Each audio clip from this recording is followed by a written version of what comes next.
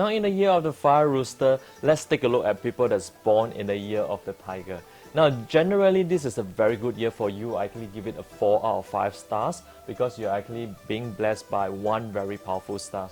Now we have this money virtue stars. What it's trying to say here is a lot of your problems will actually get resolved with noblemen coming to your rescues. So if you have been planning for a business proposal, if you've been planning for your business expansion, you can actually reach out to the people around you and you will be able to get the help that is coming from there. So this stars also means that it will basically translate the year of challenges into the positive ones in terms of the general outlook.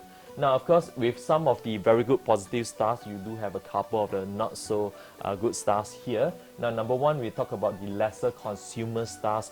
This immediately implicates that there is a possibility that you might have overspent or could be prone to cheatings. That means you might be cheated of your money in 2017. So you should be paying attention to where your budget is heading out in 2017, and generally you should keep a very fine view over how you're going to spend your money for this year.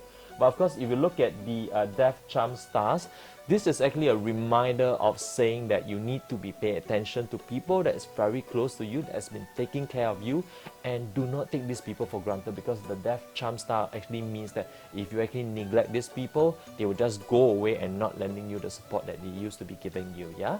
So of course you have the last one is actually the robbery star.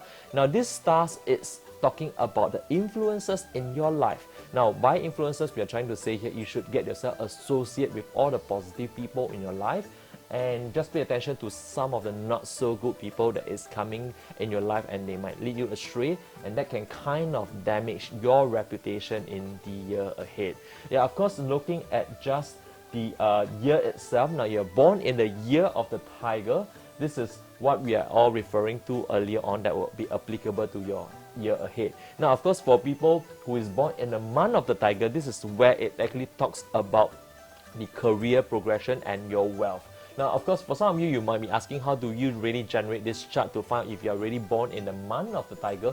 You can actually visit www.kevinfoongcg.com/12zodiac, because in Chinese astrology, we can generate based on your date of birth and time, and you will get a chart like that to find all the more information about yourself.